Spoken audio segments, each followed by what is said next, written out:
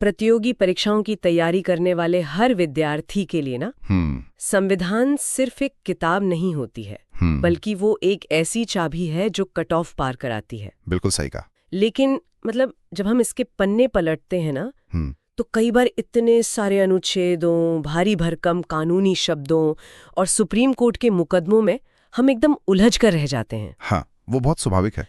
तो क्या कभी ऐसा सोचा गया है कि कोई भी देश सिर्फ कड़े कानूनों के दम पर तो नहीं चल सकता है ना? बिल्कुल नहीं। एक राष्ट्र को सही दिशा में ले जाने के लिए कुछ ऊंचे आदर्शों की जरूरत होती है, नागरिकों की अपनी कुछ जिम्मेदारियां होती हैं, और सबसे अहम बात, समय के साथ खुद को बदलने की ताकत भी होनी चाहिए। क्या बात है। जब परीक्षा के नजरिए से संविधान को देखा जाता है ना, तो ये एक जीवित दस्तावेज लगता है जो मतलब समाज के साथ सांस लेता है। एकदम सटीक बात कही।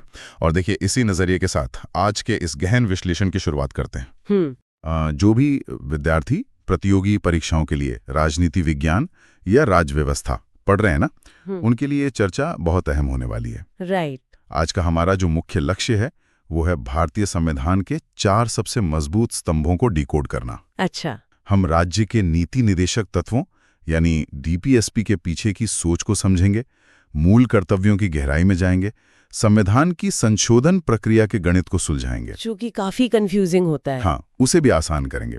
और अंत में भारत की जो संसदीय व्यवस्था है ना, उस डिबेट को समझेंगे जो संविधान सभा में हुआ था। बहुत बढ़िया। और ये सब कुछ हम ऐतिहासिक मुकदमों और व्यवहारिक उदाहरणों के साथ करेंगे ताकि सारे कंसेप्ट्स एकदम स्पष्ट हो जाएं। परीक्षा के लिहाज से देखा जाए तो ये टॉपिक स्कोरिंग तो बहुत है, लेकिन इनमें कंफ्यूजन भी बहुत होता है। सबसे ज्यादा उलझन मुझे लगता है राज्य के नीति निदेशक तत्वों यानी डीपीएसपी को लेकर ही होती है। हाँ, ये सच है। तो ये निदेशक तत्व असल में है क्या? मतलब क्या ये हमारे मूल अधिकारों का ही कोई दूसरा रूप है? ये उलझन विद्यार्थियों में बहुत आम है। इसे ना थोड़ा ऐतिहासिक परिप्रेक्ष्य से समझते हैं। ठीक है। राज्य के नीति निदेशक तत्वों का उल्लेख हमारे संविधान के भाग 4 में अनुच्छेद 36 से 51 तक किया गया है। भाग 4। हाँ, जब संविधान निर्माता स्वतंत्र भारत का खाका तैयार कर रहे थे ना, तो वे चाहते थे कि देश में सिर्फ राजनीतिक ही नहीं बल्कि सामाजिक और आर्थिक न्याय भी हो। अच्छा। इसके लिए उन्होंने 1937 के आयरलैंड के संविधान से ये विचार उधार लिया। आयरलैंड से? हाँ, और दिलचस्प बात यह है कि आयरलैंड ने खुद इसे स्पेन के संविधान से अपनाया था। ओहो, मतलब एक चेन बनी हुई। बिल्कुल। Doctor B.R. अम्बेडकर ने इन तत्वों को संविधान की एक अनूठी विशेषता कहा है।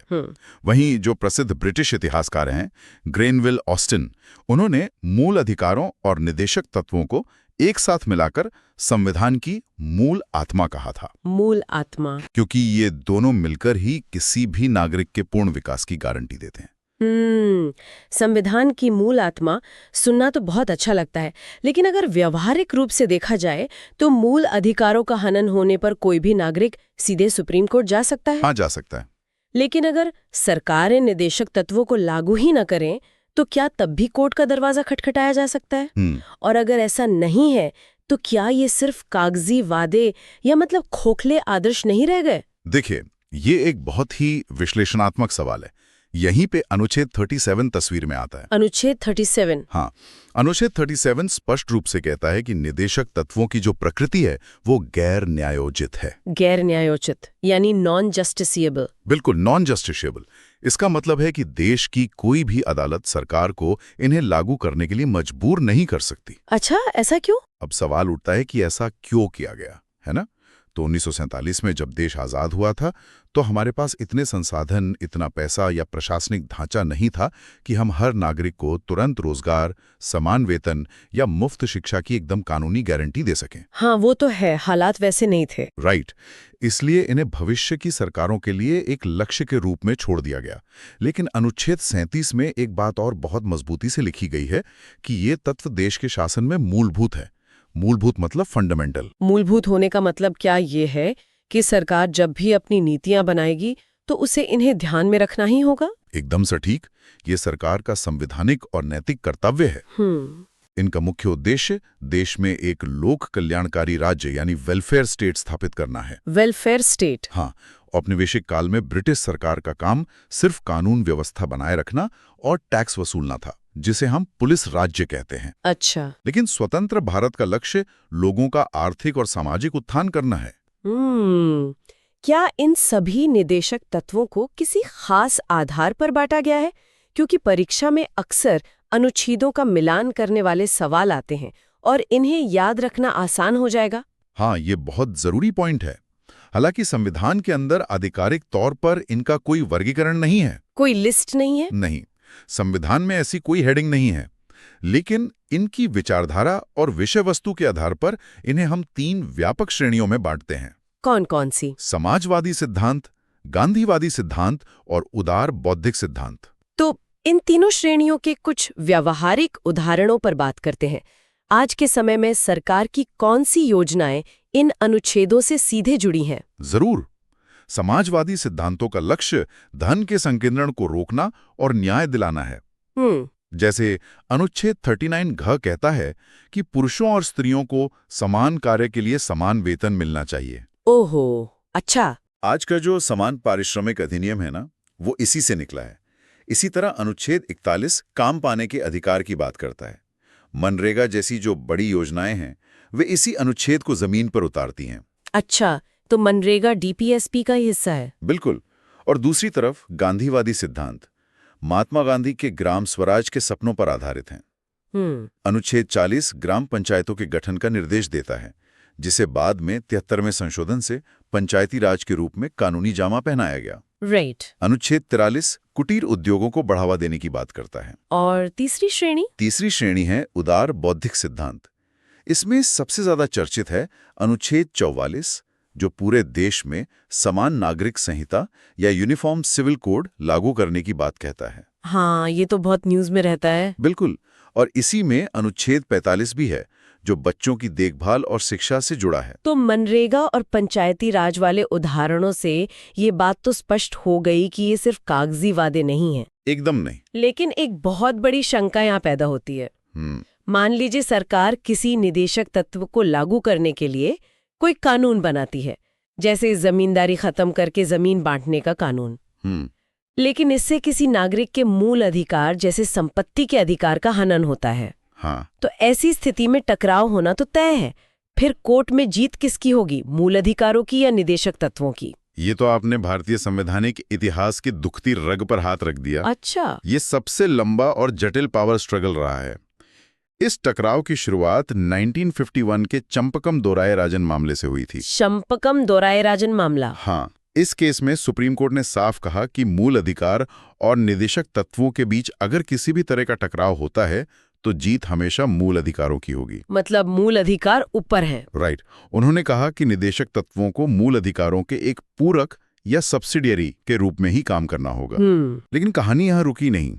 1967 में एक बहुत ही प्रसिद्ध केस आया, जिसे हम गोलकनाथ मामला कहते हैं। हाँ, मैंने पढ़ा है इसके बारे में। इसमें सुप्रीम कोर्ट ने अपना रुख बहुत सख्त कर लिया और कहा कि संसद निदेशक तत्वों को लागू करने के लिए मूल अधिकारों में कोई भी ऐसा संशोधन नहीं कर सकती जो अधिकारों को कम करता हो या उन्हें छीनता हो। बाप रे, अगर सुप्रीम कोर्ट ने ऐसा कह दिया तो फिर सरकार के लिए तो सामाजिक सुधार के कानून बनाना लगभग असंभव ही हो गया होगा। बिल्कुल। तो फिर संसद ने इस फैसले पर कैसी प्रतिक्रिया दी? संसद ने बहुत आक्रामक प्रतिक्रिया दी। 1971 में 24वां और 25वां संविधान संशोधन पारित किया गया। अच्छा। इसके जरिए संसद ने ये शक्ति अपने हाथ में ले ली कि वो नीति निदेशक तत्वों, खासकर अनुच्छेद 39 ख और ग को लागू करने के लिए किसी भी मूल अधिकार को दरकिनार कर सकती है। मतलब सीधे सीधे न्यायपालिका और विधायिका के बीच टकराव? एकदम सीधा टकराव। और अंततः इस पूरे विवाद का एक स्थायी समाधान जाकर निकला 1980 के मिनर्वा मिल्स मामले में। 1980 में मिनर्वा मिल्स मामला? हाँ। इस ऐतिहासिक फैसले में सुप्रीम कोर्ट ने व्यवस्था दी कि भारतीय संविधान की जो नींव है वो मूल अधिकारों और नीति निदेशक तत्वों के बीच संतुलन पर रखी गई है। संतुलन? क्या इसे किसी आसान उदाहरण से समझा जा सकता है? हाँ, कोर्ट ने खुद एक बहुत खूबसूरत उपमा दी थी। उन्होंने कहा कि मूल अधिकार और नीति निदेशक तत्व एक ही रथ के 2 पहियों के समान हैं। अच्छा, एक ही रथ के 2 पहिए? हाँ। अगर आप एक पहिए को दूसरे से बड़ा कर देंगे तो रथ चल ही नहीं पाएगा। सही बात है। किसी एक को दूसरे पर सर्वोच्चता देने से संविधान की जो मूल भावना है वो बाधित होगी। तो आज की संवैधानिक स्थिति ये है कि मूल अधिकार कानूनी रूप से उच्चतर जरूर हैं, लेकिन संसद निदेशक तत्वों को लागू करने के लिए मूल अधिकारों में संशोधन कर सकती है, बशर्ते वो संशोधन संविधान के मूल ढांचे को नष्ट न करे। सुप्रीम कोर्ट और संसद के बीच इस पावर स्ट्रगल को सुनकर एक बात तो साफ हो जाती है कि अधिकारों की रक्षा के लिए बहुत लंबी लड़ाई लड़ी गई है। बिल्कुल लड़ी गई है। लेकिन अगर नागरिकों के पास इतने मजबूत अधिकार हैं और राज्य के पास नीतियां बनाने के कर्तव्य है, तो आम नागरिकों के भी तो देश के प्रति कुछ कर्तव्य होने चाहिए ना? बहुत तार्किक सवाल है। क्या हमारे मूल संविधान में नागरिकों के लिए भी कर्तव्यों की कोई सूची थी? ये तथ्य अक्सर विद्यार्थियों को बहुत चौंका देता है। 1950 में जब हमारा संविधान लागू हुआ था ना, तो उसमें नागरिकों के मूल अधिकारों का तो पूरा एक भाग था, भाग 3। हाँ, लेकिन मूल कर्तव्यों का कहीं कोई जिक्र ही नहीं था। जिक्र ही नहीं था? नहीं, संविधान निर्माताओं ने शायद ये मान लिया था कि स्वतंत्र भारत के जो नागरिक हैं वे लोकतांत्रिक और राष्ट्रीय कर्तव्यों का पालन स्वतः ही करेंगे, उन्हें बताने की जरूरत नहीं है। ये तो सोचने वाली बात है कि जिस मूल संविधान में कर्तव्यों का जिक्र नहीं था, उसमें बाद में इन्हें जोड़ने की जरूरत क्यों पड़ी, और वो भी 1976 में जब देश में इमरजेंसी यानी आपातकाल लगी हुई थी। एक ऐसे समय में जब नागरिकों के अधिकार ही निलंबित थे, तब सरकार को नागरिकों को उनके कर्तव्य याद दिलाने की जरूरत क्यों महसूस हुई? ये तो मतलब एक राजनीतिक संदेश ज्यादा लगता है। आपका यह विश्लेषण बहुत सटीक है और इसके पीछे का सच भी यही है। 1975 से 77 के राष्ट्रीय आपातकाल के दौरान ही तत्कालीन सरकार को यह महसूस हुआ कि अधिकारों की मांग करने वाले नागरिकों को यह भी पता होना चाहिए कि राष्ट्र के प्रति उनकी कुछ जिम्मेदारियां भी हैं। अच्छा, इसके लिए सरकार ने सरदार स्वर्ण सिंह समिति का गठन किया। स्वर्ण सिंह समिति? हाँ, इस समिति की सिफारिशों के आधार पर 1976 में 42nd संविधान संशोधन द्वारा, जिसे अक्सर मिनी कॉन्स्टिट्यूशन भी कहा जाता है। हाँ, क्योंकि उसमें बहुत सारे बदलाव हुए थे। बिल्कुल। तो इसके जरिए संविधान में एक नया भाग 4क और अनुच्छेद 51 क जोड़ा गया, और इन कर्तव्यों का विचार तत्कालीन सोवियत संघ यानी यूएसएसआर के संविधान से प्रभावित होकर लिया गया था, क्योंकि जो समाजवादी देश होते हैं वहां अधिकारों और कर्तव्यों को एक ही सिक्के के दो पहलू माना जाता है। तो 42वें संशोधन से कितने कर्तव्य जोड़े गए थे, और क्या आज भी उनकी संख्या उतनी ही है या समय के साथ उनमें कोई और कर्तव्य भी जोड़ा गया है? 1976 में जब ये भाग जोड़ा गया था ना, तब कुल 10 मूल कर्तव्य शामिल किए गए थे। 10 कर्तव्य? हाँ, लेकिन आज इनकी संख्या 11 है। अच्छा, एक और जुड़ गया। जी, 11वां मूल कर्तव्य वर्ष 2002 में 86वें संविधान संशोधन अधिनियम के द्वारा जोड़ा गया था। 86th संशोधन? हाँ, ये कर्तव्य विशेष रूप से शिक्षा से जुड़ा हुआ है। ये कहता है कि 6 से 14 वर्ष तक की उम्र के बच्चों के माता पिता या अभिभावक का ये कर्तव्य होगा कि वो अपने बच्चों को शिक्षा के अवसर उपलब्ध कराएं। इन 11 कर्तव्यों में राष्ट्रध्वज का सम्मान करना और पर्यावरण की रक्षा जैसी बड़ी-बड़ी बातें शामिल हैं। हाँ, बिल्कुल। लेकिन अगर कोई नागरिक इनका पालन ना करे तो क्या पुलिस उससे सीधे गिरफ्तार कर सकती है? क्या संविधान में सजा का कोई सीधा प्रावधान है? नहीं, डीपीएसपी की तरह ही मूल कर्तव्य भी पूरी तरह से गैर न्यायोजित हैं। मतलब यहाँ भी कोर्ट नहीं जा सकते? बिल्कुल। यानी संविधान में सीधे तौर पर अदालत द्वारा इनका उल्लंघन होने पर किसी सजा का प्रावधान नहीं है। दिलचस्प बात यह है कि स्वर्ण सिंह समिति ने सिफारिश की थी कि कर्तव्यों का पालन ना करने पर आर्थिक दंड या सजा होनी चाहिए। अच्छा, उन्होंने सिफारिश की थी? हाँ, और यहाँ तक कि टैक्स चुकाने को भी एक मूल कर्तव्य बनाया जाना चाहिए, ऐसा भी कहा था।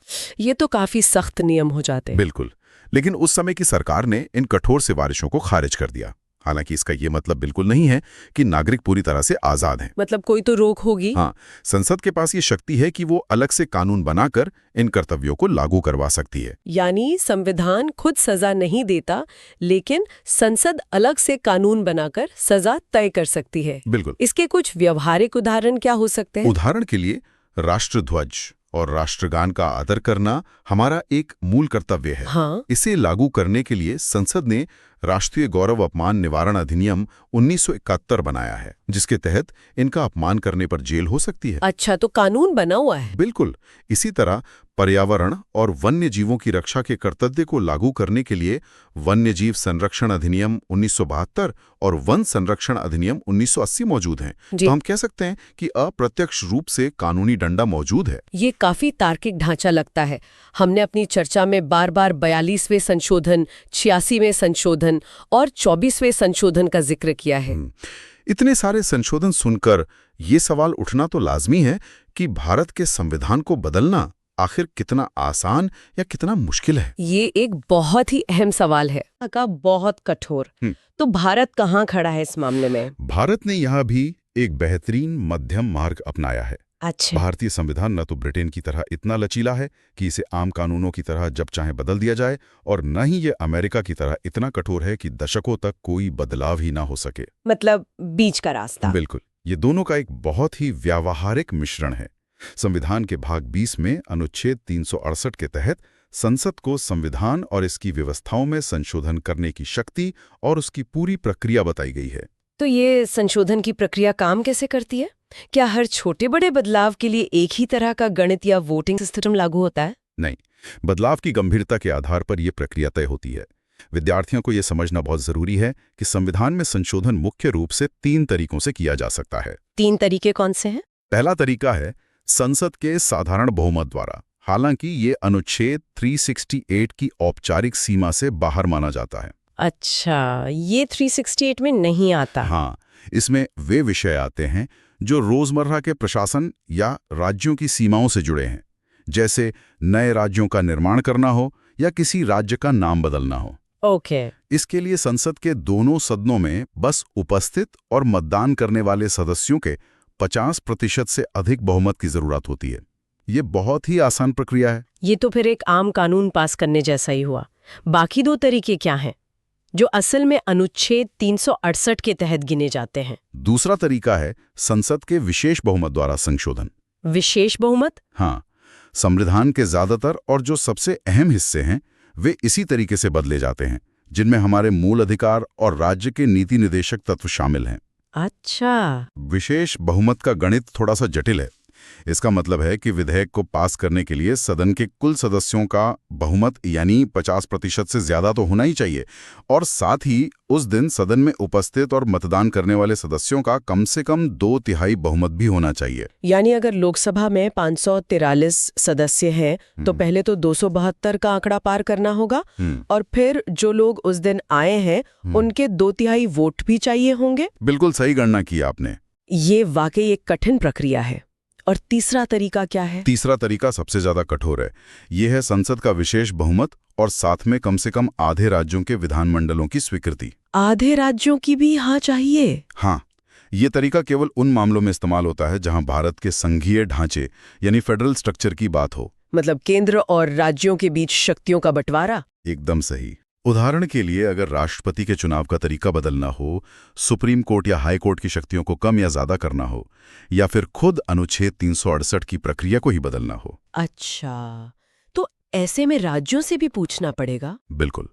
ऐसे मामलों में संसद से विशेष बहुमत पास होने के बाद वो बिल भारत के सभी राज्यों की विधानसभाओं में भेजा जाता है। जब कम से कम आधे राज्य यानी आज के हिसाब से 14 राज्य इसे अपने यहाँ साधारण बहुमत से पास कर देते हैं, तभी राष्ट्रपति इस पर हस्ताक्षर कर सकते हैं। इसका कोई हालिया उदाहरण है क्या? हाँ, जीएसटी लागू करने वाला 101वां संविधान संशोधन इसका सबसे बेहतरीन और हालिया उदाहरण है, क्योंकि जीएसटी से राज्यों के टैक्स वसूलने के अधिकार पर सीधा असर पड़ रहा था। संशोधन की ये प्रक्रिया ये सुनिश्चित करती है कि कोई भी सरकार जल्दबाजी में फैसले ना ले। बिल्कुल। लेकिन यहाँ एक बहुत बड़ा सैद्धांतिक सवाल खड़ा होता है। पूछिए। किसी सरकार के पास लोकसभा और राज्यसभा दोनों में प्रचंड विशेष बहुमत आ जाए और आधे राज्यों में भी उसी पार्टी की सरकार हो, तो क्या वे अनुच्छेद 368 का इस्तेमाल करके पूरे के पूरे संविधान को ही पलट सकते हैं? क्या वे चुनाव खत्म करके तानाशाही लागू कर सकते हैं? ये भारतीय राज व्यवस्था का सबसे रोमांचक और ऐतिहासिक प्रश्न है। 1970s के दशक में जब संसद एक के बाद एक संशोधन करके अपनी शक्तियां बढ़ा रही थी ना, तब बिल्कुल यही डर पैदा हुआ था। हाँ, डरना तो स्वाभाविक है। और इस डर का समाधान 1973 के विश्व प्रसिद्ध केशवानंद भारती मामले में सुप्रीम कोर्ट ने निकाला। वही केशवानंद भारती मामला जिसका जिक्र हमने पहले किया था। हाँ, इस मामले में सुप्रीम कोर्ट की 13 जजों की सबसे बड़ी बेंच बैठी थी। 13 जजों की बेंच बहुत बड़ी होती है। आज तक की सबसे बड़ी बेंच है। उन्होंने एक बेहद ही क्रांतिकारी सिद्धांत दिया जिसे हम मूल संरचना का सिद्धांत या बेसिक स्ट्रक्चर डॉक्ट्रिन कहते हैं। Basic structure doctrine. Supreme court ने माना कि संसद अनुच्छेद 368 के तहत संविधान के किसी भी हिस्से में संशोधन कर सकती है, मूल अधिकारों में भी बदलाव कर सकती है। ठीक है। लेकिन वो संविधान की मूल संरचना को न तो बदल सकती है, न ही बिगाड़ सकती है और न ही नष्ट कर सकती है। ये मूल संरचना सुनने में बहुत ही अमूर्त या एब्स्ट्रैक्ट लगता है। क्या संविधान में कहीं इसकी कोई स्पष्ट परिभाषा या कोई लिस्ट दी गई है कि क्या मूल ढांचा है और क्या नहीं? नहीं, संविधान में मूल संरचना शब्द का कहीं कोई जिक्र ही नहीं है। अच्छा। ये पूरी तरह से न्यायपालिका का अपना आविष्कार है। इसे एक बहुत ही आसान उदाहरण से समझा जा सकता है। मान लीजिए संविधान एक बहुत बड़ी इमारत है। ठीक है, एक इमारत। संसद के पास ये अधिकार है कि वो इस इमारत के अंदर की दीवारों को तोड़कर कमरे बड़े कर दे, खिड़कियों का रंग बदल दे या कोई नई मंजिल खड़ी कर दे। ये सब संशोधन है। हाँ। लेकिन संसद इस इमारत की नींव को नहीं खोद सकती, क्योंकि नींव हिलते ही पूरी इमारत गिर जाएगी। बहुत ही शानदार उदाहरण है। ये नींव ही मूल संरचना है। समय समय पर सुप्रीम कोर्ट ने अलग अलग फैसलों में बताया है कि इस नींव के पत्थर आखिर क्या हैं। जैसे भारत एक लोकतांत्रिक और गणतंत्र देश है। धर्मनिरपेक्षता, शक्तियों का पृथक्करण, स्वतंत्र न्यायपालिका, न्यायिक समीक्षा की शक्ति और निष्पक्ष चुनाव। यानी इन चीजों को कोई नहीं बदल सकता। बिल्कुल। संसद चाहे कितना भी भारी बहुमत ले आए, वो इन बुनियादी चीजों को नहीं मिटा सकती। बाद में 1980 के मिनर्वा मिल्स मामले में कोर्ट ने फिर स्पष्ट किया कि संसद की संशोधन करने की शक्ति सीमित है। वो अपनी इस शक्ति का इस्तेमाल करके खुद को असीमित शक्ति नहीं दे सकती। इमारत और नींव का ये उदाहरण बेसिक स्ट्रक्चर को समझने के लिए एकदम सटीक है। हाँ, इससे चीजें विजुअलाइज हो जाती हैं। अब जब हमने शासन के नियमों, अधिकारों, कर्तव्यों और संविधान में बदलाव की इतनी गहराई से बात कर ली है, तो उस इंजन पर आते हैं जो इस पूरी व्यवस्था को चलाता है। बिल्कुल, संसदीय व्यवस्था। सिस्टम को क्यों नहीं अपनाया, जहां एक मजबूत नेता के पास सीधे फैसले लेने की ताकत होती है? ये सवाल अक्सर मुख्य परीक्षा और इंटरव्यू राउंड में पूछा जाता है। हमारे संविधान के अनुच्छेद 74 और 75 केंद्र के स्तर पर और अनुच्छेद 163 और 164 राज्यों के स्तर पर संसदीय व्यवस्था का प्रावधान करते हैं। संसदीय व्यवस्था का सबसे मुख्य सिद्धांत ये है कि इसमें कार्यपालिका यानी जो सरकार या मंत्रिपरिषद है, वो अपनी नीतियों और अपने हर काम के लिए सीधे तौर पर विधायिका यानी संसद के प्रति उत्तरदायी होती है। मतलब उन्हें जवाब देना पड़ता है। बिल्कुल।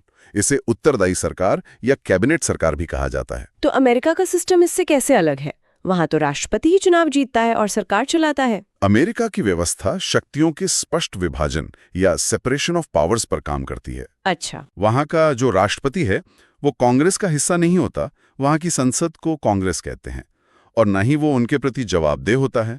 वो अपने मंत्री खुद बाहर से चुनता है। मतलब एकदम अलग काम करते हैं दोनों। हाँ, लेकिन भारत की संसदीय व्यवस्था में शक्तियों का समन्वय होता है। यहाँ एक दोहरी कार्यपालिका पाई जाती है। दोहरी कार्यपालिका? जी, एक नाम मात्र की कार्यपालिका जो हमारे राष्ट्रपति हैं, वे राज्य के प्रमुख हैं, लेकिन सरकार नहीं चलाते। हाँ, सरकार तो प्रधानमंत्री चलाते हैं। बिल्कुल। और वही दूसरी वास्तविक कार्यपालिका है जो प्रधानमंत्री और उनकी मंत्रिपरिषद है, जिनके हाथ में असली ताकत होती है। समझ गई। भारत में नियम है दोहरी सदस्यता का, यानी कोई भी व्यक्ति मंत्री तभी बन सकता है जब वो संसद का सदस्य हो। अगर नहीं है तो उसे 6 महीने के अंदर चुनाव जीतना ही होगा। यहाँ कार्यपालिका और विधायिका आपस में गुंथे हुए हैं। मैंने संसदीय व्यवस्था के संदर्भ में एक शब्द बहुत पढ़ा है, सामूहिक उत्तरदायित्व या कलेक्टिव रिस्पॉन्सिबिलिटी। इसका व्यावहारिक मतलब क्या होता है? सामूहिक उत्तरदायित्व इस पूरी व्यवस्था का धड़कता हुआ दिल है। अच्छा। अनुच्छेद 75 स्पष्ट रूप से कहता है कि मंत्रिपरिषद सामूहिक रूप से लोकसभा के प्रति उत्तरदायी होगी। हाँ। इसका सीधा सा मतलब है कि सभी मंत्री एक टीम की तरह काम करेंगे। मतलब अलग अलग नहीं बोल सकते? बिल्कुल नहीं। अगर कैबिनेट कोई फैसला लेती है तो सभी मंत्रियों को उसका समर्थन करना ही होगा। और सबसे बड़ी बात, अगर लोकसभा में सरकार के खिलाफ अविश्वास प्रस्ताव यानी नो कॉन्फिडेंस मोशन पारित हो जाता है तो ऐसा नहीं है कि सिर्फ एक मंत्री या प्रधानमंत्री को हटना होगा। पूरी सरकार गिरेगी। हाँ, पूरी की पूरी मंत्रिपरिषद को इस्तीफा देना पड़ता है। उनका सिद्धांत है वे एक साथ तैरते और एक साथ डूबते हैं। भारत ने ये संसदीय मॉडल ब्रिटेन से प्रभावित होकर लिया है, तो क्या हमारी व्यवस्था पूरी तरह से ब्रिटिश व्यवस्था की कॉपी है या हमने इसमें कुछ अपने बदलाव भी किए हैं? ये एक बहुत बड़ी गलतफहमी है कि हमने ब्रिटेन की अंधी नकल की है। भारत की संसदीय व्यवस्था ब्रिटिश मॉडल पर आधारित जरूर है, लेकिन दोनों में बहुत ही मौलिक और गहरे अंतर हैं। क्या अंतर है? सबसे बड़ा अंतर राज्य के मुखिया का है। भारत एक गणतंत्र है, यानी रिपब्लिक, जिसका मतलब है कि हमारे देश का मुखिया यानी राष्ट्रपति एक निश्चित कार्यकाल के लिए चुना जाता है। हाँ, अप्रत्यक्ष रूप से ही सही, लेकिन चुनाव होता है। बिल्कुल। जबकि ब्रिटेन में आज भी राजशाही है। वहां राज्य का प्रमुख राजा या रानी होते हैं जो वंशानुगत होते हैं। ये तो बहुत बड़ा अंतर है। और दूसरा सबसे बड़ा अंतर सर्वोच्चता का है। ब्रिटेन में संसद सर्वोच्च है। वहां कहा जाता है कि ब्रिटिश संसद औरत को आदमी बनाने के अलावा सब कुछ कर सकती है। अच्छा, मतलब इतनी ताकत है वहां की संसद को? हाँ, वहां न्यायपालिका संसद के कानूनों को रद्द नहीं कर सकती, लेकिन भारत में संविधान सर्वोच्च है। अगर भारतीय संसद कोई ऐसा कानून बनाती है जो संविधान या मूल अधिकारों के खिलाफ है, तो हमारी न्यायपालिका न्यायिक समीक्षा या जुडिशियल रिव्यू के जरिए उसे शून्य घोषित कर सकती है।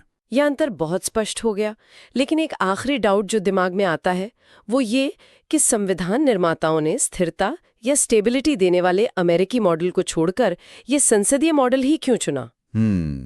ये डिबेट संविधान सभा में भी हुई थी। क्योंकि संसदीय प्रणाली में तो गठबंधन सरकारें गिरने का डर हमेशा बना रहता है, अविश्वास प्रस्ताव का खतरा होता है, तो फिर स्थिरता से समझौता क्यों किया गया?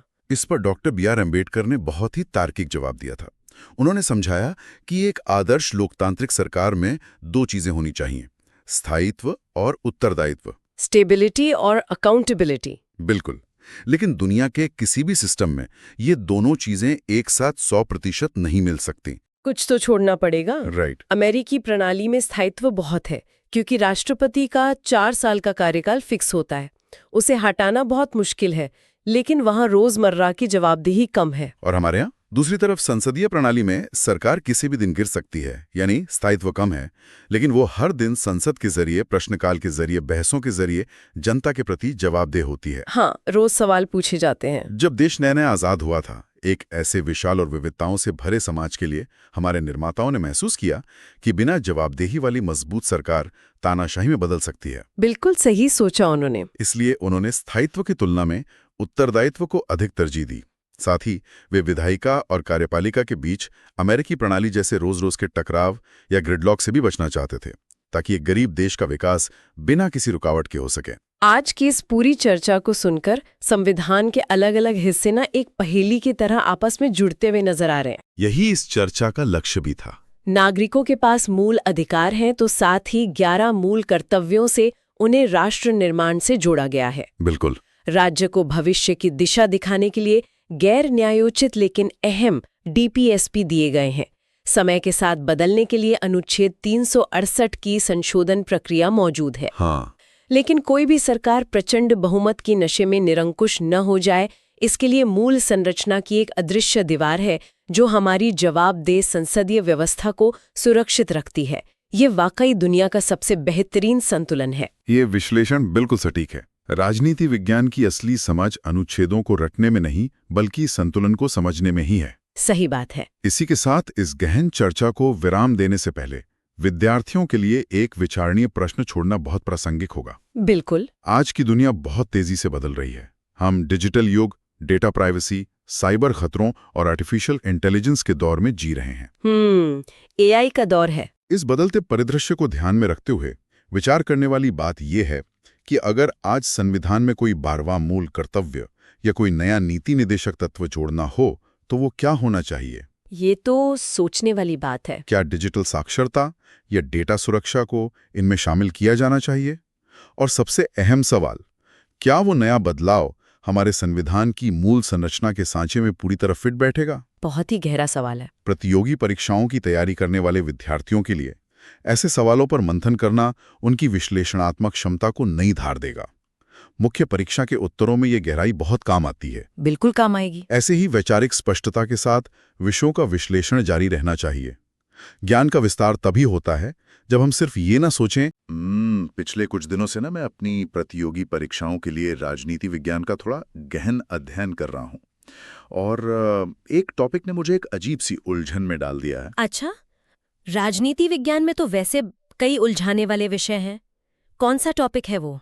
ये भारतीय संविधान की जो मूल प्रकृति है ना, वो मतलब जब मैं एक चैप्टर पढ़ता हूं तो उसमें स्पष्ट लिखा होता है कि ये संघीय व्यवस्था है। बिल्कुल, शक्तियों का बंटवारा। हाँ, लेकिन फिर आगे पढ़ने पर कुछ ऐसे प्रावधान आ जाते हैं जिनसे लगता है कि नहीं यार, ये तो पूरी तरह से एकात्मक है। कभी लगता है कि केंद्र सर्वोच्च है तो कभी राज्यों के पास अपने स्वतंत्र अधिकार दिखते हैं। समझ ही नहीं आ रहा कि भारत का संविधान असल में किस श्रेणी में आता है। यह बहुत ही प्रासंगिक उलझन है। जो भी प्रतियोगी परीक्षाओं की तैयारी करता है ना, उसके मन में ये सवाल कभी ना कभी जरूर उठता है। तो आज ऐसा करते हैं कि इस पूरी व्यवस्था का एक विस्तृत विश्लेषण करते हैं। हाँ, ये बहुत जरूरी है क्योंकि किताबों की भाषा बहुत जटिल होती है। बिल्कुल। आज हम इस पूरे संघीय बनाम एकात्मक ढांचे को बिना किसी जटिल शब्दावली के एकदम स्टेप बाय स्टेप डिकोड करेंगे। हमारा मिशन ही ये है कि सरकारों का ये वर्गीकरण और भारतीय संविधान की असली प्रकृति आपकी परीक्षा के लिए दिमाग में एकदम 100% छप जाए। तो सबसे पहले तो मुझे ये बताइए कि ये एकात्मक और संघीय सरकार का बुनियादी अंतर क्या है? देखिए, शक्तियों के बंटवारे के आधार पर ना हम सरकारों को दो मुख्य रूपों में बांटते हैं।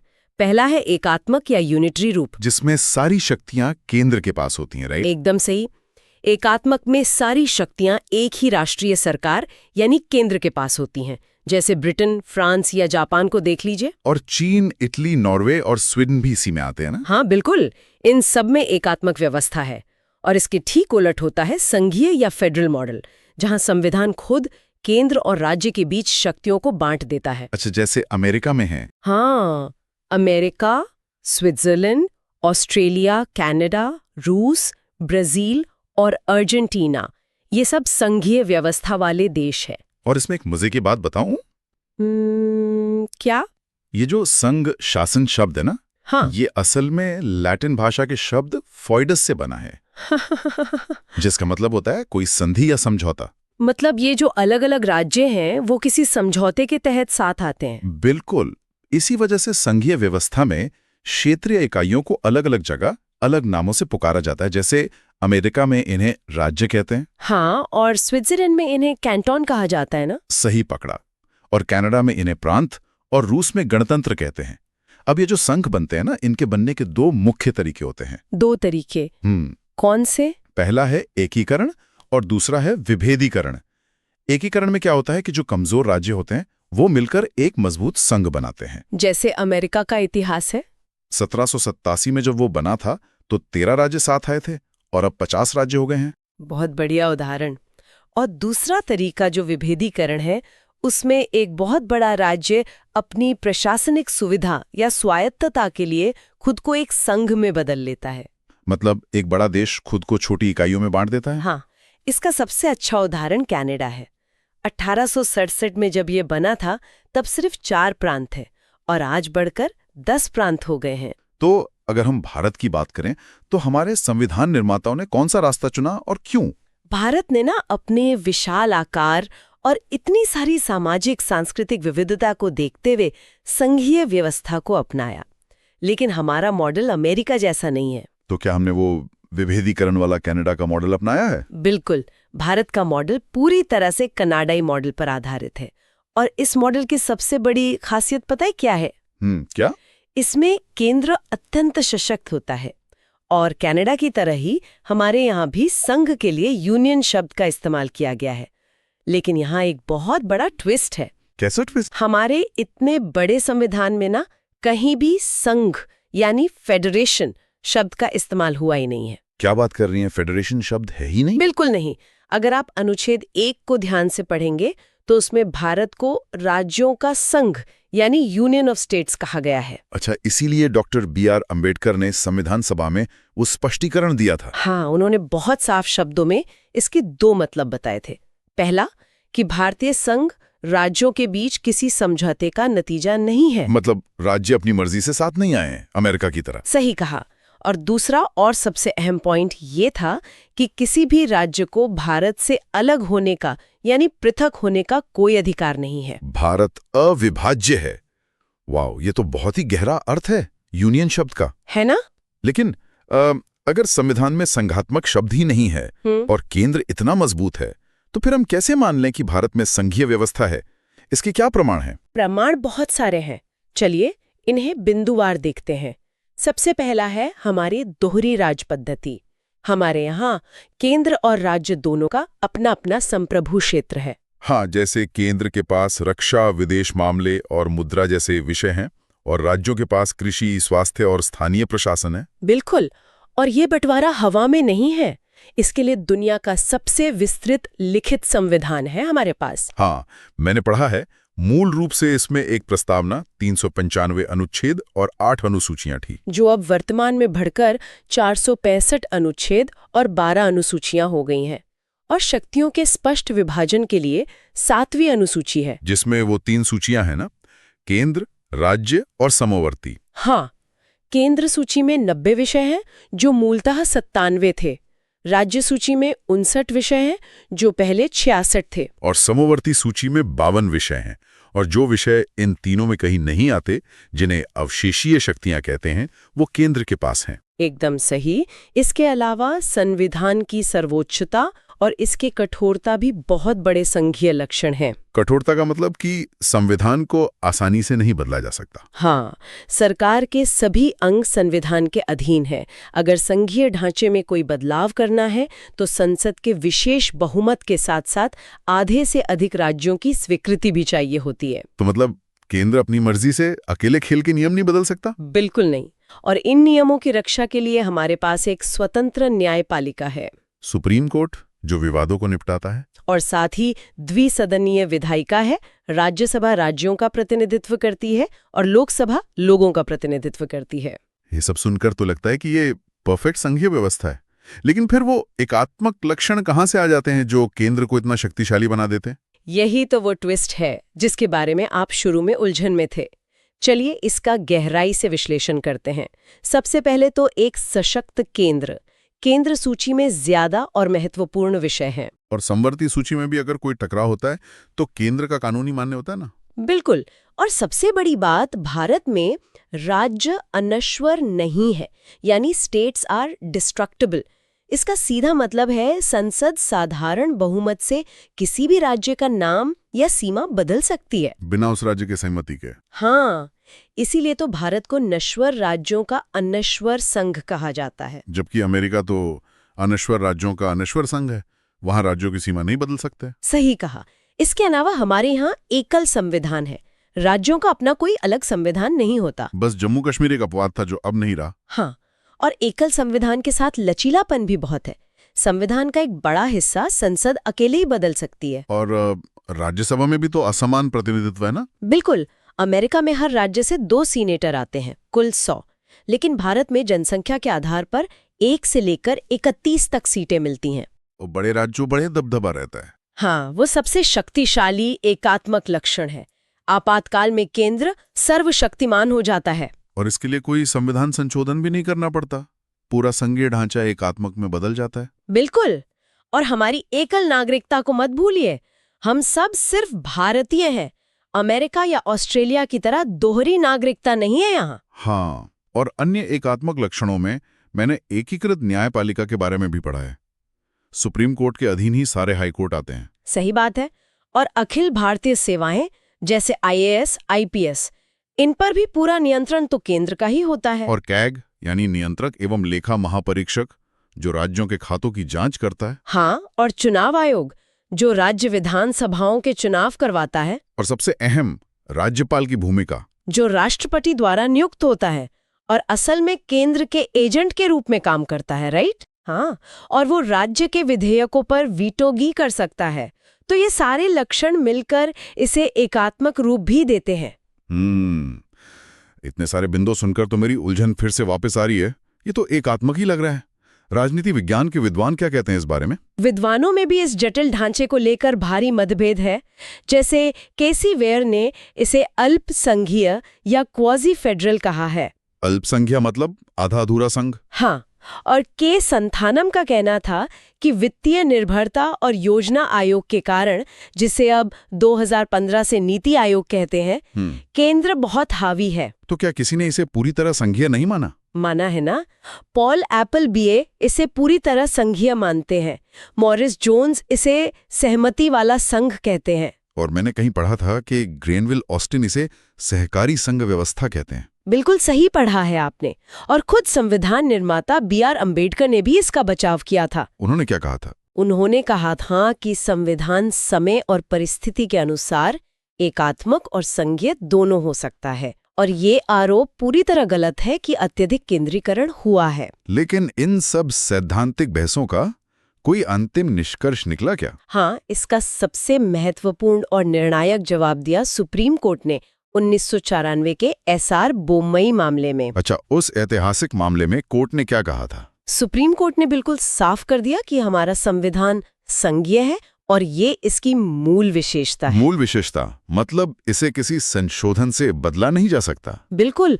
कोर्ट ने ये भी स्पष्ट किया कि राज्य केंद्र के उपग्रह या एजेंट नहीं है, आपातकालिक अपवाद है, वो कोई सामान्य नियम नहीं है। वाओ! और इसके व्यवहारिक उदाहरण भी तो हमें रोजमर्रा की राजनीति में देखने को मिलते हैं। हाँ, जैसे राज्यों के बीच जल विवाद। कर्नाटक और तमिलनाडु का कावेरी विवाद इसका बहुत बड़ा उदाहरण है। या फिर सीमा विवाद, जैसे महाराष्ट्र और कर्नाटक का बेलगाम मसला। बिल्कुल।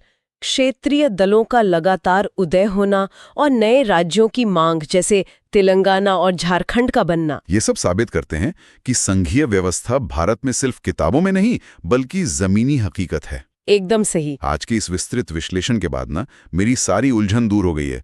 अब मुझे इसे रटने की बिल्कुल जरूरत नहीं पड़ेगी। यही तो हमारा मिशन था। अनुच्छेद 1 का वो राज्यों का संघ, कनाडाई मॉडल का प्रभाव जहां केंद्र सशक्त होता है, और फिर बॉम्बई मामले का फैसला, ये सब एक ही कहानी में पिरो दिए गए हैं। तो इस चर्चा का समापन हम एक विचार उत्तेजक प्रश्न के साथ करते हैं, जिस पर गहराई से सोचा जाना चाहिए। बिल्कुल। बताइए। सोचिए, हमारे संविधान निर्माताओं ने कितनी दूरदृष्टि रखी होगी कि उन्होंने एक ऐसा ढांचा बनाया जो शांति के समय राज्यों को पूरी आजादी देता है, हाँ? लेकिन किसी संकट के समय पूरे देश को एक लोहे की जंजीर की तरह आपस में जोड़ देता है। संविधान की असली खूबसूरती उसकी कठोरता में नहीं बल्कि उसकी इसी अनुकूलन क्षमता यानी अडेप्टेबिलिटी में है। सच में ये बहुत ही कमाल का बैलेंस है। तो आप अपने आसपास की राजनीतिक घटनाओं को देखिए और सोचिए कि क्या आज भी केंद्र और राज्यों का यही संतुलन काम कर रहा है? ये सच में सोचने वाली बात है। आज की चर्चा बहुत ही शानदार रही।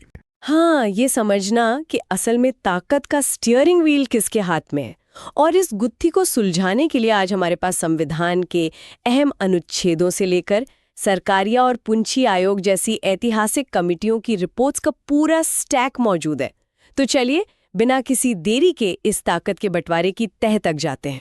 अब इस विषय की गहराई में जाने से पहले ना एक बहुत ही बुनियादी बात समझना जरूरी है। अच्छा? हाँ, देखिए, केसी वियर जैसे दिग्गज राजनीति विज्ञानियों ने भारत के संविधान को क्वाजी फेडरल यानी अर्ध संघीय कहा है। क्वाजी फेडरल मतलब आधा संघीय? बिल्कुल। इसका मतलब यह है कि हमारा देश अमेरिका की तरह अलग अलग राज्यों के बीच हुए किसी समझौते का नतीजा नहीं है।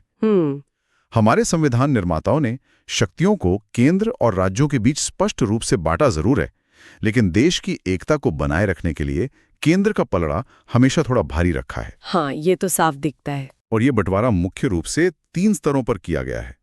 विधायी शक्तियां यानी कानून बनाना, प्रशासनिक शक्तियां मतलब कानूनों को लागू करना, और वित्तीय शक्तियां यानी टैक्स और पैसों का प्रबंधन। लेकिन यहाँ एक बात जो अक्सर लोगों को, खासकर प्रतियोगी परीक्षाओं की तैयारी करने वाले छात्रों को कंफ्यूज करती है। क्या? वो है हमारी न्यायपालिका। हाँ, मतलब शक्तियों के इस त्रिस्तरीय बंटवारे में जुडिशरी यानी न्यायपालिका का तो कहीं नाम ही नहीं है। जहां तक मैं समझती हूँ, अमेरिका में तो हर राज्य का अपना अलग सुप्रीम कोर्ट होता है जो सिर्फ उस राज्य के कानून लागू करता है। ये एक बहुत ही शानदार ऑब्जर्वेशन है, और यही भारत के संघीय ढांचे का एक अनोखा ट्विस्ट भी है। वो कैसे? शक्तियों का बंटवारा केवल विधायिका और कार्यपालिका के स्तर पर हुआ है। भारत ने जानबूझकर एक एकल न्यायिक व्यवस्था यानी सिंगल इंटीग्रेटेड जुडिशियल सिस्टम को अपनाया है। अच्छा। हमारे यहाँ सबसे ऊपर सुप्रीम कोर्ट है, उसके नीचे हाई कोर्ट और फिर निचली अदालतें। और मजे की बात यह है कि यही एक ही न्यायिक मशीनरी संसद के बनाए कानूनों को भी लागू करती है और राज्य विधानसभाओं के बनाए कानूनों को भी। मतलब न्यायपालिका में कोई बंटवारा नहीं है? बिल्कुल नहीं, इसमें कोई बंटवारा नहीं है। ये तो बहुत ही स्मार्ट व्यवस्था है, जिससे कानूनों को लेकर देश में एक रूपता बनी रहती है। एकदम सही। अब अगर हम उन 3 विवादित हिस्सों पर आएं, विधायी, प्रशासनिक और वित्तीय संबंध, तो सबसे पहले लेजिस्लेटिव रिलेशंस को समझना दिलचस्प होगा। बिल्कुल। कानून बनाने की शक्ति कहाँ तक जाती है? जाहिर सी बात है, किसी राज्य की विधानसभा जो कानून बनाएगी वो सिर्फ उसी राज्य के बॉर्डर के अंदर लागू होगा, और संसद का बनाया कानून पूरे देश पर। सामान्य तौर पर ऐसा ही होता है, लेकिन संसद के पास एक ऐसी असाधारण शक्ति है जो किसी भी राज्य के पास नहीं है। अच्छा, वो क्या है? इसे अतिरिक्त क्षेत्रीय विधान या एक्स्ट्रा टेरिटोरियल लेजिस्लेशन कहते हैं। इसे एक उदाहरण से समझते हैं। हाँ, बताइए। मान लीजिए कोई भारतीय नागरिक लंदन या न्यूयॉर्क में जाकर कोई ऐसा अपराध करता है जो भारतीय कानून के तहत जुर्म है। ठीक है। उस स्थिति में भारत की संसद द्वारा बनाया गया कानून उस व्यक्ति पर विदेश में भी लागू होगा। उसकी संपत्ति जब्त की जा सकती है या उसे सजा दी जा सकती है। ये दायरा सिर्फ संसद तय कर सकती है, राज्य नहीं। अरे वाह, यानी संसद की पहुंच भारत की सीमाओं के पार भी है। बिल्कुल। ये तो हुई इलाके या टेरिटरी की बात, लेकिन सबसे बड़ा झगड़ा तो इस बात पर होता है कि कौन किस मुद्दे पर कानून बनाएगा। हाँ, असली विवाद तो विषयों का ही है। जहां तक मैंने पढ़ा है, संविधान की 7वीं अनुसूची ने इसे एक बहुत ही साफ सुथरे त्रिस्तरीय सिस्टम में बांट दिया है। एकदम सही। संघ सूची, जिसे यूनियन लिस्ट कहते हैं, राज्य सूची यानी स्टेट लिस्ट, और समवर्ती सूची मतलब कॉन्करेंट लिस्ट। संघ सूची में रक्षा, बैंकिंग, संचार और विदेश मामले जैसे 98 विषय हैं, जो मूल रूप से 97 थे शायद। हाँ, पहले 97 थे। हाँ, इन पर सिर्फ केंद्र का राज है। और राज्य सूची में पुलिस, कृषि, जन स्वास्थ्य जैसे 59 विषय हैं, जो पहले शासित हुआ करते थे, जिन पर राज्य सरकारें नीतियां बनाती हैं। बिल्कुल। और इसी में तीसरी है समवर्ती सूची। अच्छा, जिसमें 52 विषय हैं, जो शुरुआत में 47 थे। अच्छा, 47 से 52 हो गए। हाँ, शिक्षा, वन, विवाह और तलाक जैसे मुद्दे इसमें आते हैं। इस सूची की खासियत ये है कि इस पर संसद और राज्य विधानसभाएं दोनों कानून बना सकती हैं। लेकिन अगर दोनों एक ही विषय पर कानून बना दें और उनमें टकराव हो जाए तो क्या होगा? ये बहुत आम सवाल है। मतलब मान लीजिए शिक्षा को लेके केंद्र का कोई नियम है, हाँ, और राज्य सरकार ने कोई बिल्कुल अलग नियम बना दिया, तब किसकी चलेगी? ऐसी स्थिति में संविधान बहुत स्पष्ट है। जब भी समवर्ती सूची के किसी विषय पर टकराव होगा तो हमेशा केंद्र का कानून भारी पड़ेगा। हमेशा? हाँ, राज्य का कानून उस हद तक शून्य या खारिज माना जाएगा जहां तक वो केंद्रीय कानून से टकराता है। हाँ। हालांकि इसमें एक बहुत ही दिलचस्प अपवाद है। अपवाद? कैसा अपवाद? अगर राज्य सरकार ने अपने उस कानून को पास करने के बाद राष्ट्रपति की मंजूरी के लिए सुरक्षित रख दिया था और राष्ट्रपति ने उस पर हस्ताक्षर कर दिए हैं, तो फिर उस राज्य के भीतर राज्य का ही कानून चलेगा। ओह, ये एक बहुत ही क्रिटिकल पॉइंट है जो एग्जाम्स में अक्सर छूट जाता है। बिल्कुल। अच्छा, एक बात सोचिए, संविधान 1950 में लागू हुआ था। हाँ। उस समय इंटरनेट, साइबर क्राइम या आर्टिफिशियल इंटेलिजेंस जैसी चीजों का तो कोई वजूद ही नहीं था। दूर दूर तक नहीं था। तो जो विषय इन तीनों सूचियों में कहीं नहीं लिखे हैं, उन पर कानून बनाने का हक किसे है? ऐसे अनछुए या नए विषयों को अवशिष्ट शक्तियां यानी रेसिडुअरी पावर्स कहा जाता है। Residuary powers? अगर हम अमेरिकी संविधान को देखें तो वहां ये माना गया है कि जो शक्तियां केंद्र को नहीं दी गई हैं, वो अपने आप राज्यों के पास चली जाती हैं। अच्छा, अमेरिका में राज्यों को मिलती हैं। हाँ, लेकिन भारत ने अमेरिका के बजाय कनाडा का मॉडल अपनाया। हमारे संविधान निर्माताओं ने तय किया कि अगर कोई ऐसा नया विषय सामने आता है जिसका जिक्र किसी सूची में नहीं है, तो उस पर कानून बनाने का विशेष अधिकार केवल और केवल संसद के पास होगा। कनाडा का मॉडल ये परीक्षा की दृष्टि से बहुत ही महत्वपूर्ण तथ्य है। बिल्कुल। अभी हमने देखा कि राज्य सूची के विषयों पर राज्य सरकारें ही कानून बनाती हैं, लेकिन क्या संसद कभी राज्य के मामलों में सीधा दखल देकर उनका स्टीयरिंग व्हील अपने हाथ में ले सकती है? ये भारत के संघीय ढांचे का सबसे विवादित और दिलचस्प पहलू है। ऐसी 5 असाधारण परिस्थितियां हैं जब संसद राज्य सूची के विषयों पर भी सीधे कानून बना सकती है। 5 परिस्थितियां? हाँ, इसे ऐसे समझिए कि जरूरत पड़ने पर हमारा संविधान संघीय स्वरूप से पूरी तरह एकात्मक यानी यूनिटरी स्वरूप में बदल सकता है। तो वे 5 परिस्थितियां क्या हैं? अगर हम उन्हें रटने के बजाय उनके पीछे के लॉजिक को समझे तो ज्यादा आसानी होगी। बिल्कुल। सबसे पहली परिस्थिति है राज्यसभा का प्रस्ताव। अनुच्छेद 249 के तहत अगर राज्यसभा, जो कि असल में राज्यों का ही प्रतिनिधित्व करती है, हाँ, अगर वो अपने 2/3 बहुमत से ये कह दे कि राष्ट्रहित में किसी राज्य सूची के विषय पर संसद का कानून बनाना जरूरी है, तो संसद को वो शक्ति मिल जाती है। ठीक है, ये तो पहला हो गया। दूसरी परिस्थिति है राष्ट्रीय आपातकाल। अनुच्छेद 250 कहता है कि जब देश में इमरजेंसी लगी हो तो संसद अपने आप पूरे देश के लिए किसी भी विषय पर कानून बना सकती है। यानी जब देश पर संकट हो तो शक्तियों के बंटवारे को साइड में रख दिया जाता है। एकदम सही। और तीसरी परिस्थिति? तीसरी स्थिति अनुच्छेद 252 है, जहां राज्य खुद केंद्र के पास जाते हैं। अगर 2 या 2 से अधिक राज्य अपनी विधानसभाओं में प्रस्ताव पास करके संसद से अनुरोध करें कि उनके लिए किसी विशेष विषय पर कानून बनाया जाए, तो संसद ऐसा कर सकती है। अच्छा, मतलब राज्य खुद अपनी मर्जी से शक्ति दे रहे हैं। बिल्कुल। और चौथी परिस्थिति के बारे में मैंने सुना है कि वो अंतर्राष्ट्रीय समझौतों से जुड़ी है। हाँ। मान लीजिए भारत के प्रधानमंत्री पेरिस में किसी पर्यावरण या जलवायु परिवर्तन संधि पर हस्ताक्षर करके आते हैं, तो क्या उसे लागू करने के लिए केंद्र सरकार राज्यों को बाईपास कर सकती है? एकदम सटीक उदाहरण दिया आपने। अनुच्छेद 253 यही कहता है। भारत सरकार के अंतर्राष्ट्रीय दायित्वों को पूरा करने के लिए संसद किसी भी राज्य सूची के विषय पर कानून बना सकती है। समझ गए। और पांचवी? और अंत में पांचवी परिस्थिति है अनुच्छेद 356 यानी राष्ट्रपति शासन। अगर किसी राज्य की सरकार गिर जाए और वहां राष्ट्रपति शासन लग जाए, तो उस राज्य की विधानसभा का सारा काम संसद के पास आ जाता है। ये तो विधायी शक्तियों की पूरी कहानी हो गई। हाँ। और इसमें राज्यपाल की उस भूमिका को भी नहीं भूलना चाहिए जहां वो राज्य के विधेयकों को राष्ट्रपति के लिए रिजर्व कर लेता है। हाँ, और राष्ट्रपति के पास उस पर पूर्ण वीटो होता है। बिल्कुल। अब अगर हम दूसरे स्तंभ यानी प्रशासनिक संबंधों या एग्जीक्यूटिव पावर्स पर आए, तो कानूनों को लागू करने की जिम्मेदारी का बंटवारा कैसे होता है? प्रशासनिक शक्तियां लगभग विधायी शक्तियों के ही पीछे पीछे चलती हैं। मतलब जिस विषय पे केंद्र कानून बनाता है उसका प्रशासन केंद्र संभालता है। हाँ। और राज्य के कानूनों का प्रशासन राज्य।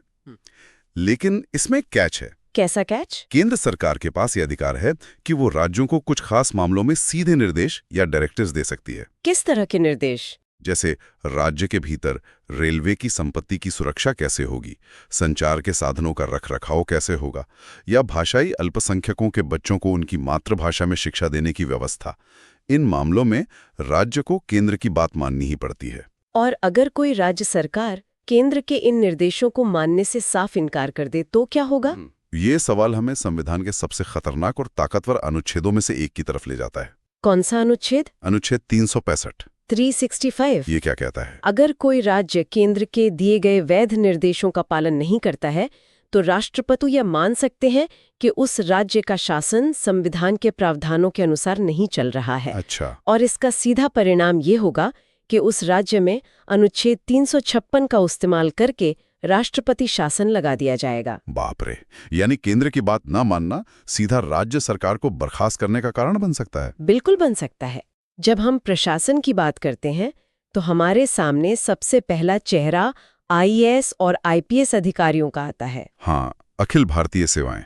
ये एक बहुत ही अनोखा सिस्टम है जहां ये अधिकारी काम तो राज्य सरकार के लिए करते हैं, जिलों के कलेक्टर या पुलिस कप्तान के रूप में, लेकिन इनकी भर्ती और ट्रेनिंग केंद्र सरकार करती है। भारत में अखिल भारतीय सेवाएं जैसे आईएएस, आईपीएस और आईएफओएस यानी भारतीय वन सेवा वास्तव में प्रशासनिक एकीकरण की रीढ़ हैं।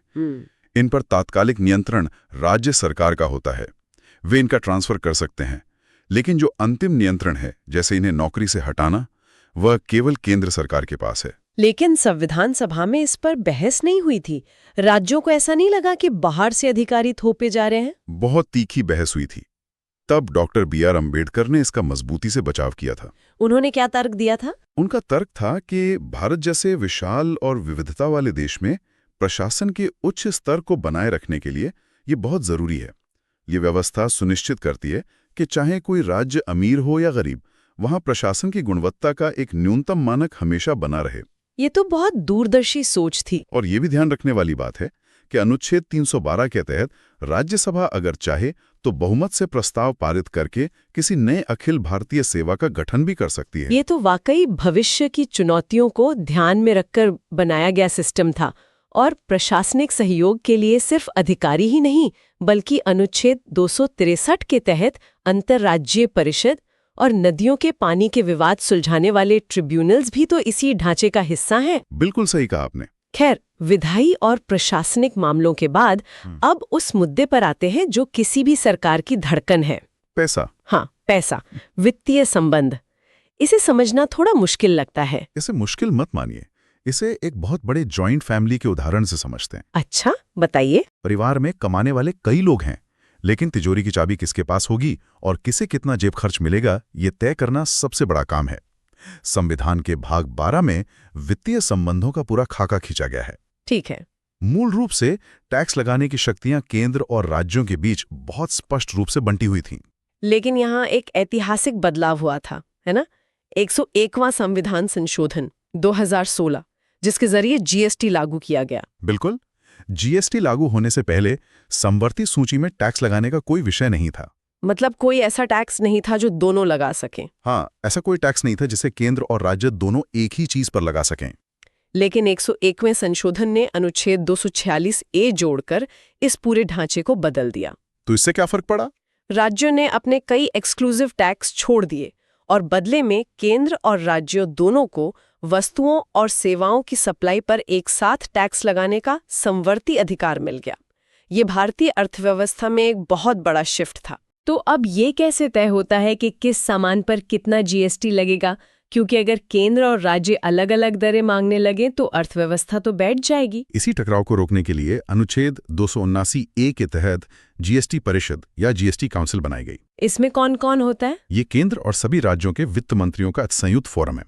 यहाँ सब मिलकर तय करते हैं कि कौन सी चीज जीएसटी के दायरे में आएगी, किस पे छूट मिलेगी और टैक्स की दरें 5, 12 या 18% क्या होंगी। ये तो हुई नए टैक्स सिस्टम की बात, लेकिन जो आमदनी सिर्फ केंद्र सरकार इकट्ठा करती है, जैसे इनकम टैक्स या कॉर्पोरेट टैक्स, उसका एक बड़ा हिस्सा तो राज्यों को भी मिलता है। हाँ, मिलता है। ये बंटवारा कौन तय करता है?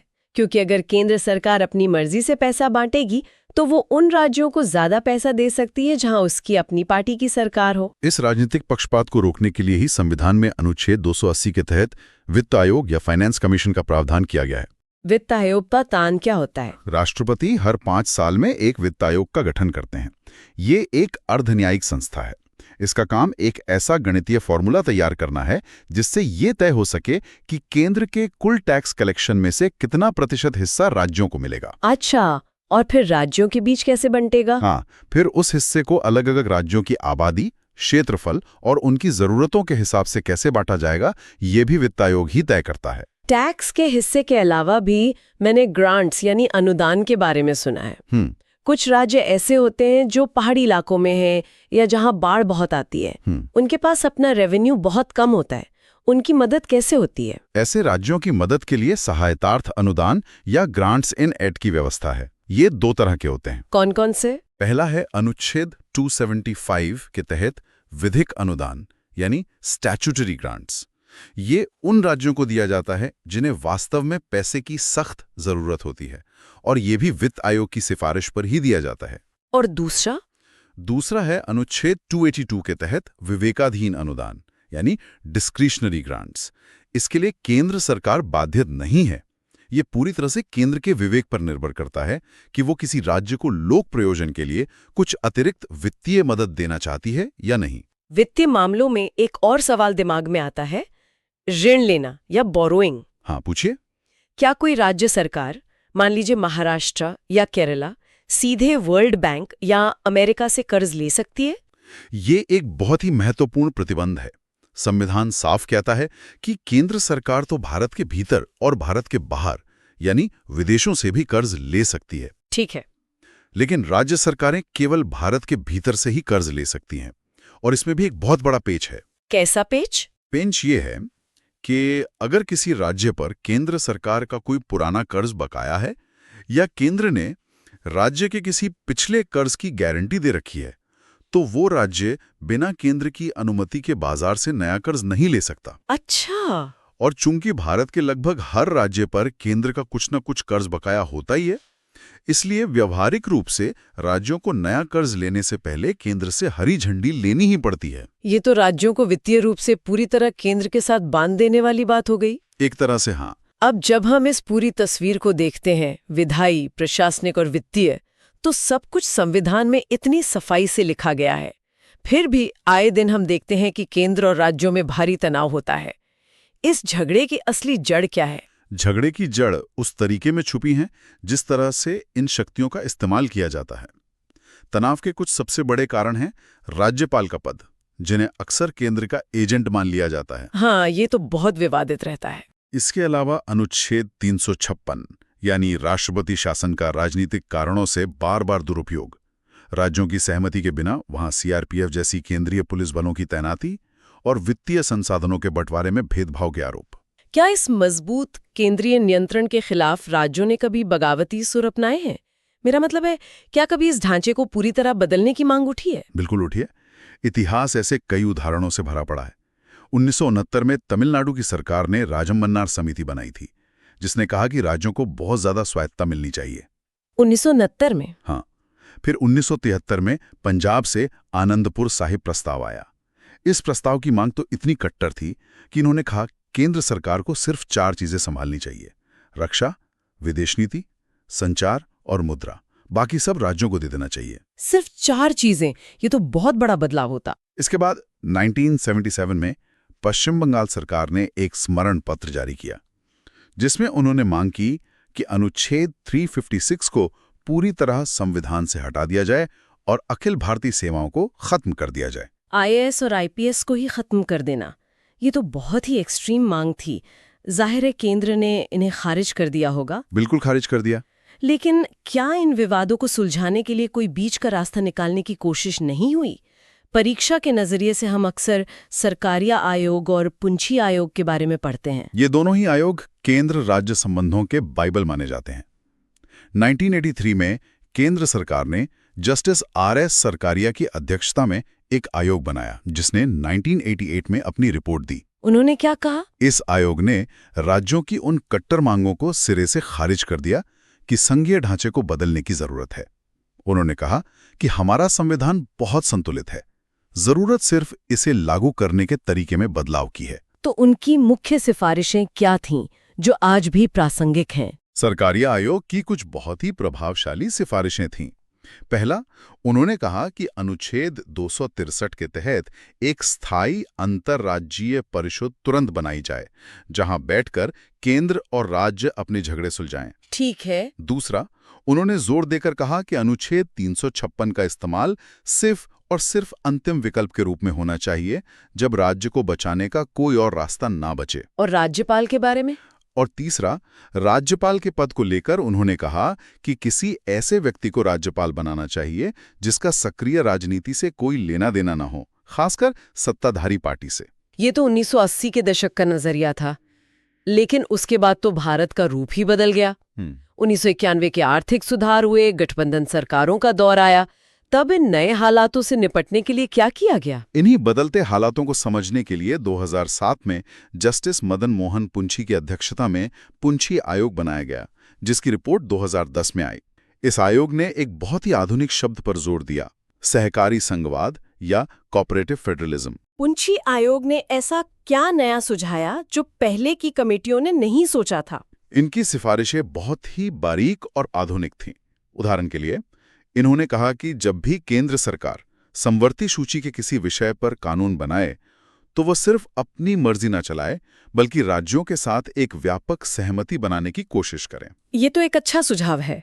इसके अलावा एक बहुत ही क्रांतिकारी विचार इन्होंने दिया: स्थानिक आपातकाल या लोकलाइज्ड इमरजेंसी का। स्थानिक आपातकाल, इसका क्या मतलब हुआ? सोचिए, अगर किसी राज्य के सिर्फ एक जिले में या किसी छोटे से हिस्से में दंगे हो रहे हैं या भारी गड़बड़ी है, तो क्या इसके लिए पूरे राज्य की चुनी हुई सरकार को बर्खास्त करके अनुच्छेद 356 लगा देना सही है? नहीं, ये तो गलत ही लगेगा। पुंछी आयोग ने कहा कि ये तो एक कमरे में लगी आग को बुझाने के लिए पूरे घर को गिरा देने जैसी बात है। बिल्कुल सही उपमा है। तो उन्होंने सुझाव दिया कि आपातकालीन कदम सिर्फ उसी प्रभावित क्षेत्र या जिले तक सीमित रखे जाने चाहिए।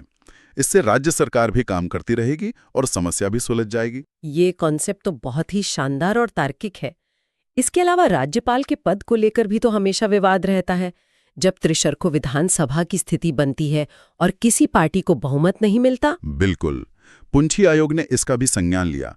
उन्होंने कहा कि जब किसी पार्टी को स्पष्ट बहुमत न मिले तो मुख्यमंत्री को सरकार बनाने के लिए बुलाने का फैसला राज्यपाल की मनमर्जी पर नहीं छोड़ा जा सकता। तो फिर क्या होना चाहिए? इसके लिए स्पष्ट प्राथमिकता तय होनी चाहिए, जैसे सबसे बड़े चुनाव पूर्व गठबंधन को पहले बुलाना या सबसे बड़ी सिंगल पार्टी को। एक और बड़ी बात उन्होंने ये कही कि राज्यपाल को हटाने की प्रक्रिया इतनी आसान नहीं होनी चाहिए कि केंद्र सरकार जब चाहे उन्हें हटा दे। तो उन्हें कैसे हटाया जाना चाहिए? राज्यपाल पर महाभियोग चलाने की प्रक्रिया वैसी ही सख्त होनी चाहिए जैसी राष्ट्रपति को हटाने की होती है। ये पूरी चर्चा वाकई कई बंद दरवाजों को खोलती है। विधायी शक्तियों के 7वीं अनुसूची के बंटवारे से लेकर वित्तीय संसाधनों पर केंद्र की पकड़ और फिर सरकारिया व पुंछी आयोग के सहकारी संवाद तक हमने इस पूरे संघीय ढांचे के डीएनए को समझ लिया है। इस पूरी व्यवस्था को समझने के बाद एक बहुत बड़ा सवाल हमारे सामने खड़ा होता है। 1950 में जब हमारा देश नया नया आजाद हुआ था और इसके टूटने का खतरा था, तब देश को जोड़ने के लिए एक बेहद मजबूत केंद्र का होना वक्त की मांग थी। लेकिन आज 75 सालों बाद भारत की तस्वीर बदल चुकी है। आज हमारे कई राज्य अपने आप में दुनिया के कई देशों से भी बड़ी अर्थव्यवस्था बन चुके हैं। उनका अपना एक वैश्विक प्रभाव है। तो क्या आने वाले दशकों में हमें इस कमांड और कंट्रोल वाले संघीय ढांचे पर ही निर्भर रहना चाहिए, या फिर समय आ गया है कि इसे एक पूर्ण साझेदारी के मॉडल के रूप में फिर से परिभाषित किया जाए? शायद आने वाले समय में हमारे नीति निर्माताओं और भावी प्रशासकों के सामने सबसे बड़ी और सबसे दिलचस्प बहस इसी बात पर होगी।